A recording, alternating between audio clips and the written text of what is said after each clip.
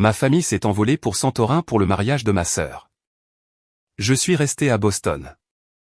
Cette nuit-là, mon téléphone a explosé, urgent. Police. Décroche, Gaby. Il s'attendait à ce que je règle la situation. Comme toujours. Mais cette fois, je ne l'ai pas fait.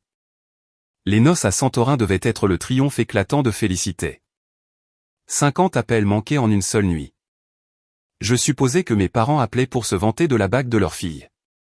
Quand j'ai finalement répondu, j'ai découvert que la célébration s'était autodétruite d'une manière que mon cerveau logique ne pouvait appréhender. Mais avant le chaos, il n'y avait que le ronronnement régulier de mon réfrigérateur à Boston.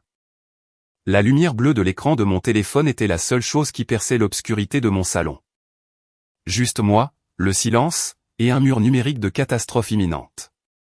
Mon téléphone a vibré à nouveau contre la surface en acajou de ma table basse. La lumière était d'un bleu clinique agressif dans l'obscurité totale de mon appartement de Boston. Il était 23h51. Une demande de paiement Venmo est apparue de ma mère Émilie, pour 4 500 €. La note jointe était un chef-d'œuvre de désespoir et de mauvais jeu d'acteur. Gaby, ma chérie, le complexe hôtelier AOYA est impossible. Leur machine à cartes est en panne et ils ont besoin de la compte finale pour le dîner des répétitions maintenant. S'il te plaît, envoie-le via Venmo juste pour 1 heure. Ton père te remboursera dès qu'il aura transféré l'argent de ses économies. J'ai fixé l'écran.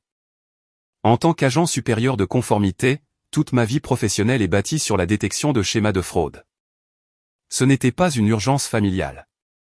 C'était une transaction récurrente. L'excuse de la machine à cartes cassée était un classique familial.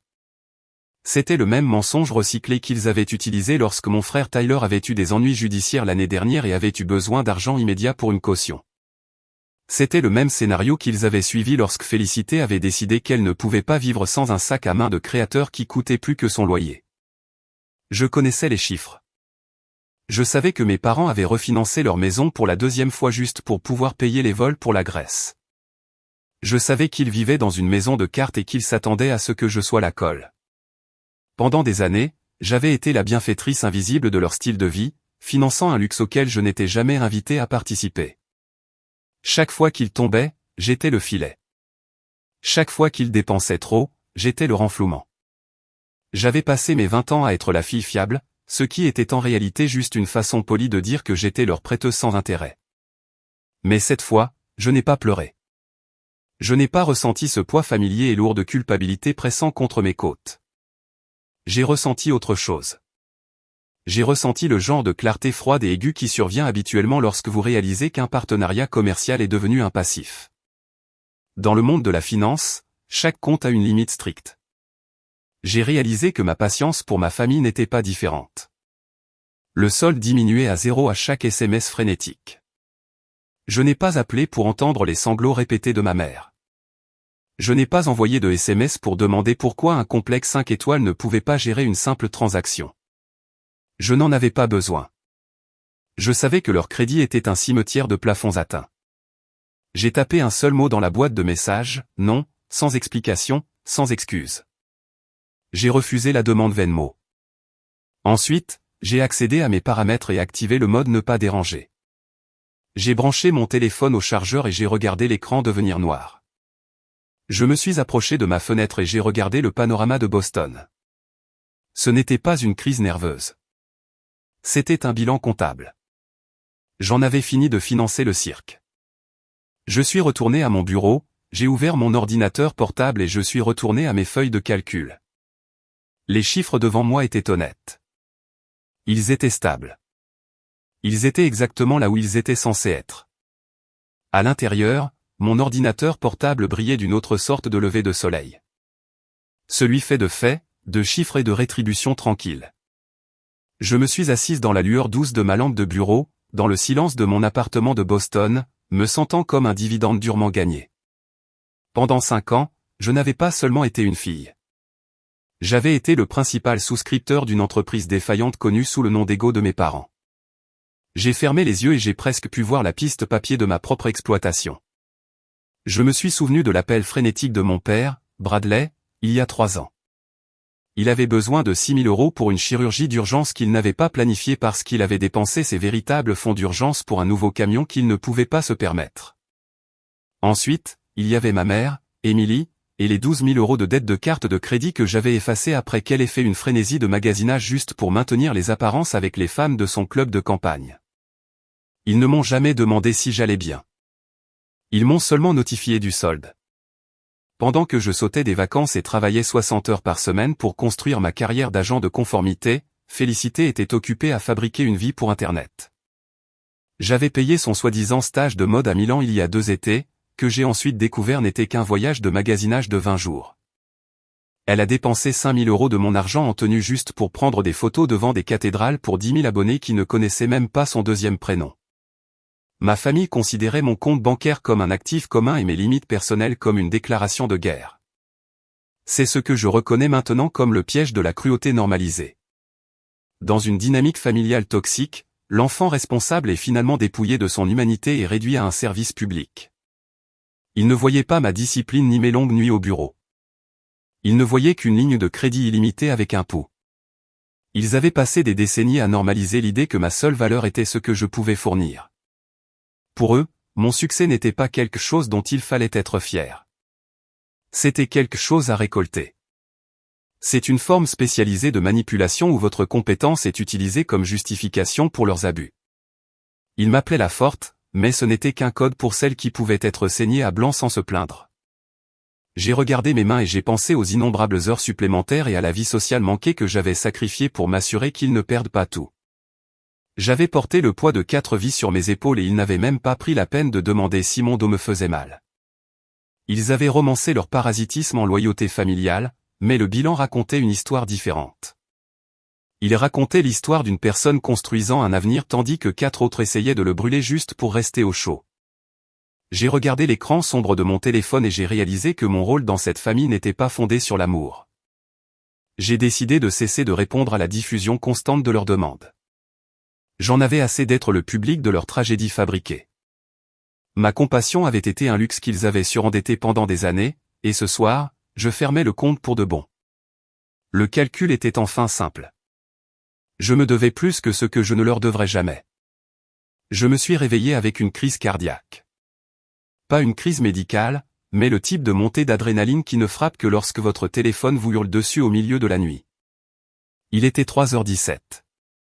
Les notifications étaient empilées sur mon écran de verrouillage comme un mur de briques. 50 appels manqués, 12 messages vocaux, 84 SMS. L'effondrement était terrifiant. Maman avait appelé 20 fois, papa 15, Tyler 10. Même Félicité avait essayé 5 fois. Les messages étaient un flux confus de panique non filtré. Réponds. Urgence. Police. Réponds au fichu téléphone. Gabriel. Mes mains étaient stables, mais mon pouls était un battement de tambour contre mes tympans pendant que je déverrouillais l'écran. Le silence de mon appartement de Boston est soudainement devenu lourd, comme l'air avant un coup de foudre. J'ai rappelé mon père, Bradley. Il a répondu à la première sonnerie. Il n'avait pas l'air de l'homme qui m'avait fait la morale sur les obligations familiales une semaine plus tôt. Sa voix était une octave trop aiguë, craquelée et essoufflée. En arrière-plan, j'ai entendu des cris en grec, le grésillement d'une radio de police, et le son inimitable des sanglots de ma mère, une plainte gutturale profonde qui m'a fait dresser les cheveux sur la peau. Papa, que se passe-t-il? Quelqu'un n'est-il blessé? Ai-je demandé, ma voix clinique. C'est un désastre, a-t-il réussi à dire. Tout est parti. Julian, ce salaud est parti. Mon esprit a automatiquement commencé à catégoriser l'information. Qu'est-ce que tu veux dire par il est parti? Il est parti, Gabriel. Il a pris les cadeaux en espèces. Il a pris les bijoux. Il a pris la voiture de location. Ce n'était pas un milliardaire de la technologie. C'était un escroc professionnel d'Athènes avec un casier judiciaire plus long que votre bras. Il a abandonné Félicité à l'hôtel. Je me suis redressé et j'ai frotté mes tempes, essayant de traiter l'ampleur de la stupidité. D'accord, dis-je. C'est terrible. Mais pourquoi la police est-elle là? Avez-vous déposé une plainte pour le vol? Non, a bégayé papa. La panique se transformait en quelque chose de plus vif, quelque chose de plus agressif. Ils ne sont pas là pour lui. Ils sont là pour nous, Tyler et ta mère. Ils n'ont pas bien pris la nouvelle. Il y a eu des dégâts, Gabriel. Des dégâts importants.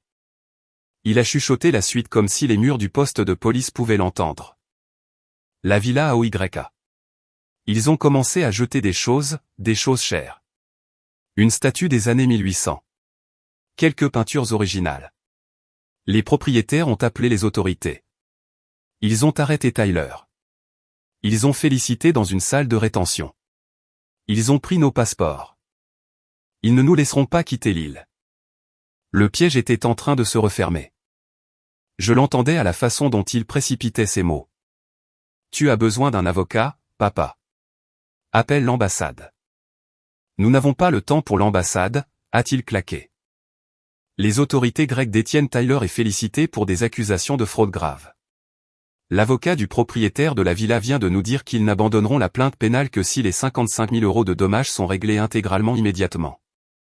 Sinon, ils seront transférés dans une prison continentale pour être jugés. Gabi, s'il te plaît. C'est un règlement civil, pas un pot de vin. Mais nous avons besoin du virement immédiatement. Sinon, ta sœur va en prison. Gabriel, une prison grecque. Tu dois le faire. Nous sommes ta famille. La culpabilité qu'il essayait d'installer était un logiciel que j'avais déjà désinstallé. J'ai écouté son nom hurler au téléphone et tout ce que j'ai vu était un mauvais investissement demandant une injection de capital de plus. Je n'ai pas répondu tout de suite. J'ai éloigné le téléphone de mon oreille et j'ai appuyé sur le bouton haut-parleur. J'avais besoin de mes mains pour quelque chose de plus fiable que la parole de mon père. J'ai ouvert mon ordinateur portable, l'écran reflétant une lumière clinique froide sur mon visage. Mes doigts ont volé sur les touches pendant que je me connectais à mon portail bancaire principal. Gabriel, tu es là? Tu le fais? La voix de mon père était un petit cri désespéré sur le bureau. Je vérifie quelque chose, ai-je marmonné. Je ne vérifiais pas mon solde. Je vérifiais mon exposition. Je me suis connecté à mon service de surveillance de crédit. Je ne l'avais pas regardé depuis un mois parce que mes finances étaient généralement en pilote automatique. Le tableau de bord s'est chargé et une bannière rouge vif a clignoté en haut de l'écran comme le feu d'une sirène. Alerte. Nouveau compte ouvert il y a 14 jours. Banca Nasiani de Lavoro. Type ligne de crédit personnel international. Solde 42 000 €. La demande provenait d'une adresse IP de Boston depuis l'ordinateur de bureau dans l'étude de mes parents, quelques heures avant qu'ils n'embarquent pour Athènes. Ils s'étaient assis dans leur salon, complotant cela pendant que j'étais au travail. Puis j'ai vu un autre signal d'alarme, un contrat de location pour le domaine d'OYA. J'ai ouvert la pièce jointe PDF. J'ai senti le sang se retirer de mon visage, me laissant froide et étourdie. Le nom sur le bail pour cette villa du XVIIe siècle n'était pas Emily ou Bradley. C'était Gabriel J. Harper. Ma signature était déroulée au bas. Une contrefaçon maladroite. Les boucles du G étaient un peu trop larges. L'inclinaison était fausse, mais c'était assez proche pour passer une inspection décontractée par un gestionnaire immobilier grec qui ne voulait qu'un chèque de paie. Papa, dis-je, ma voix aussi plate qu'un moniteur cardiaque éteint. Qui est le locataire principal pour cette villa? Qu'est-ce que ça peut faire? Nous avons besoin de l'argent.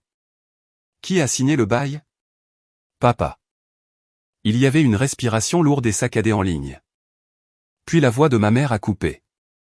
Aigre et frénétique. Elle avait dû saisir le téléphone. Nous n'avions pas le choix, Gabriel. Ton pointage de crédit est parfait. Tu ne l'utilises jamais. Nous allions le rembourser avec les cadeaux de mariage.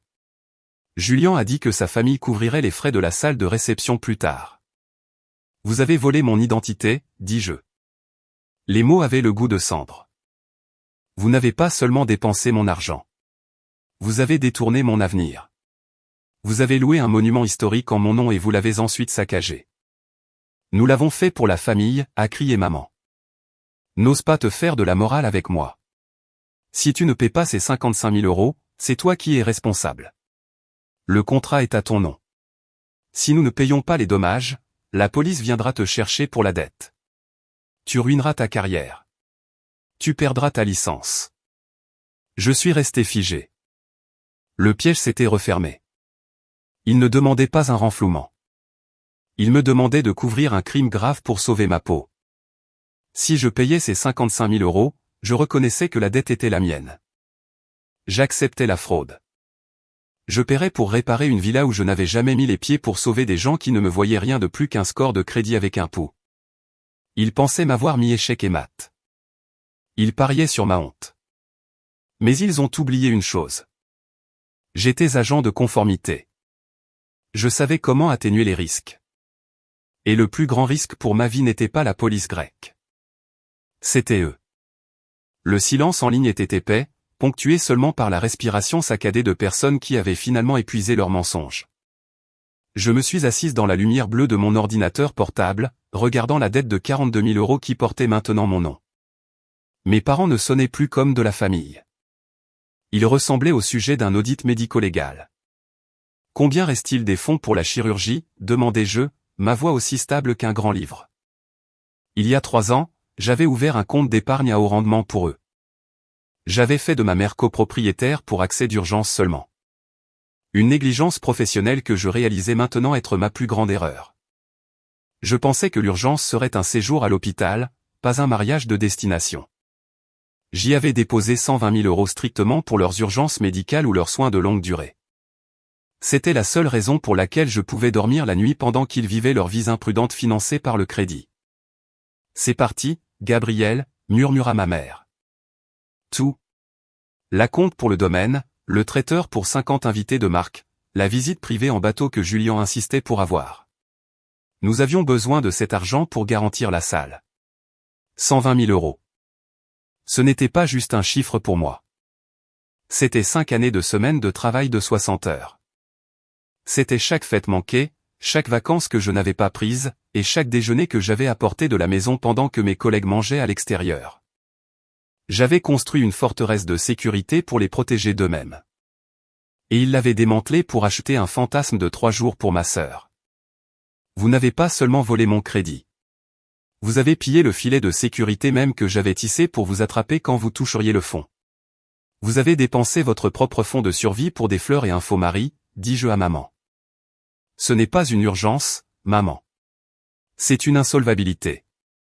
N'ose pas me parler d'argent maintenant, cria-t-elle. La transformation fut instantanée. Les supplications avaient disparu, remplacées par la pointe aiguë et familière de sa manipulation. Si tu n'autorises pas ce virement de 55 000 euros pour les dommages, nous dirons aux autorités que tu es la cerveau. Le bail est à ton nom, la ligne de crédit est à ton nom. Si cela va au tribunal, nous témoignerons que tu as tout autorisé pour éviter les impôts. Pense à ta carrière, Gabriel. Pense à ta licence. Un rapport d'éthique fabriqué à la FINRA ou à la SEC, et ta précieuse carrière de conformité est morte. Nous leur dirons que tu as blanchi les fonds de mariage par notre intermédiaire pour échapper aux impôts fédéraux. Ils te retireront tes qualifications avant même que tu puisses t'expliquer. Je me frottais les yeux, essayant de faire revenir les anciennes sensations programmées de panique ou de honte, mais il n'y avait que de la clarté. Ils n'étaient plus mes parents. Ils étaient un passif prédateur tentant une prise de contrôle hostile de ma vie. Ils pariaient sur ma peur du scandale, supposant que je paierais n'importe quoi pour protéger ma réputation professionnelle. Ils pensaient que mon intégrité était une faiblesse qu'ils pouvaient exploiter une dernière fois. Ils n'étaient pas choqués par ce qu'ils avaient fait. Ils étaient seulement choqués que j'ai arrêté de jouer le jeu. Ma mère a continué à déblatérer sur le devoir d'une fille, mais ces mots n'avaient plus aucune valeur. J'ai regardé la contrefaçon de ma signature sur l'écran numérique, le G maladroit suivi de Harper qui était censé être mon certificat de décès. Pendant 30 ans, j'avais été l'investisseur silencieux dans leur version de la famille. J'avais été celle qui réparait les machines à cartes cassées et payait les cautions. Mais l'abonnement était devenu trop cher. Et ce soir, j'appuyais enfin sur le bouton de désabonnement. Je me suis assise dans le noir, la lumière bleue de l'écran de mon ordinateur portable illuminant la contrefaçon de mon propre nom sur le bail du domaine d'OYA. La voix de mon père me suppliait toujours à l'oreille, une boucle frénétique et incohérente de sang et de famille. Je n'ai pas senti l'ancienne programmation se déclencher. Je n'ai pas ressenti l'envie de réparer le désordre qu'ils avaient créé. Je me sentais comme un auditeur qui venait de trouver la preuve finale accablante dans une affaire de fraude vieille de 10 ans. Mettez l'inspecteur au téléphone, dis-je. Ma voix était dépouillée de toute émotion, clinique et froide. Quoi? Gabriel, non. Tu ne comprends pas, bégaya Bradley, sa désespération atteignant un pic fiévreux. Si tu leur parles, c'est officiel. Verse juste les 55 000 €. Nous pouvons résoudre ça en famille. Mettez-le au téléphone maintenant, Bradley, ou je raccroche et je bloque ce numéro pour toujours, répondis-je, mon ton ne laissant aucune place à la négociation. Tu seras seul dans une cellule de rétention grecque d'ici matin. Il y eut une bousculade, le son du téléphone arraché, puis une voix profonde et lasse s'exprima. Bonjour, c'est l'inspecteur Gio. Inspecteur Jorgu, dis-je. J'enregistrais l'appel sur mon ordinateur portable pour assurer une piste papier parfaite. Mon nom est Gabriel Harper. Je suis agent supérieur de contrôle actuellement situé à Boston, Massachusetts, États-Unis. J'appelle pour signaler un crime. Gabriel. J'ai entendu ma mère hurler au loin, un son de pure terreur. Tais-toi. N'ose pas. Je l'ai ignoré. J'étais concentré sur le silence professionnel de l'inspecteur. Les personnes actuellement en votre garde à vue ont commis un vol d'identité internationale et une fraude financière. Je n'ai pas signé le bail pour la villa AOYA. Je n'ai pas autorisé la ligne de crédit de 42 000 €. Je suis aux États-Unis depuis les 6 derniers mois. Mes tampons de passeport et mon employeur peuvent vérifier ma localisation immédiatement. Le ton de l'inspecteur est passé instantanément de l'agacement à l'alerte professionnelle. Compris, mademoiselle Harper. Nous avons les documents ici. Vous affirmez que ce sont des contrefaçons? Oui, je signale officiellement ces transactions comme une activité criminelle. Je contacte également le consulat des États-Unis et le service des fraudes de ma banque en ce moment même. Procédez avec les accusations pour le vandalisme. Ils sont responsables de la restauration et des amendes, pas moi. L'arrière-plan de l'appel a explosé. J'ai entendu le clic métallique des menottes. J'ai entendu Félicité gémir, un son de pure victimisation non méritée qui ne m'émouvait plus. J'ai entendu ma mère hurler mon nom, sa voix craquant d'une terreur qu'elle avait gagnée par des années d'exploitation. Gabriel, s'il te plaît. Bradley sanglotait maintenant, sa voix venant de plus loin. Il nous emmène. Tu détruis ta propre famille. Je n'ai pas de famille, dis-je dans le combiné, délivrant le coup de grâce. J'ai un dossier de fraude, et je clôture enfin le dossier. Au revoir, Bradley. J'ai raccroché. Le silence qui a suivi dans mon appartement était absolu. C'était le silence le plus cher que j'ai jamais acheté, me coûtant une famille que je n'avais jamais vraiment eue. Mais pour la première fois en 30 ans, je pouvais enfin respirer. Les conséquences juridiques furent rapides et définitives. Les autorités grecques ne prennent pas à la légère la destruction de sites historiques. Tyler a purgé 18 mois dans un établissement près d'Athènes. Félicité a été déportée. Ses comptes de médias sociaux ont été désactivés après que le mariage d'influenceurs de la décennie soit devenu une étude de cas mondiale sur la fraude et la vanité. Mes parents, Emily et Bradley, ont été forcés de vendre leur maison de banlieue pour couvrir les énormes frais juridiques et les coûts de restitution pour la villa. Ils vivent maintenant dans un appartement exigu de 2 chambres de l'autre côté de la ville, affrontant enfin la réalité d'un budget qu'ils avaient passé toute leur vie à ignorer. Je n'ai pas pris plaisir à leur ruine. En fait, je n'ai pas regardé en arrière du tout. J'étais trop occupé à tisser un autre type de récolte. J'ai utilisé l'argent que j'avais protégé de leurs mains pour créer une organisation à but non lucratif dédiée à aider les victimes d'exploitation financière familiale. C'est ce que j'appelle la justice du voyant. Alors que mes parents se concentraient sur la justice de la punition, obsédés par ce qu'ils avaient perdu, je me suis concentré sur la justice de la création. Ma vengeance n'était pas leur pauvreté. Ma vengeance était ma propre paix et la capacité de m'assurer que personne d'autre n'aurait à se sentir comme un otage de sa propre lignée. C'est l'hiver maintenant à Boston. Je me tiens près de ma fenêtre, regardant la première forte neige de l'année recouvrir le paysage urbain d'un linceul blanc et silencieux. Je bois mon café noir et pour la première fois de ma vie, il n'y a aucun bruit dans ma tête. Aucune demande d'argent frénétique. Aucun message vocal chargé de culpabilité. Aucun appel paniqué à 3 heures du matin. J'ai réalisé que les limites ne sont pas des actes de guerre. Ce sont des actes d'amour pour soi-même. Le sang devrait être un lien, pas une chaîne.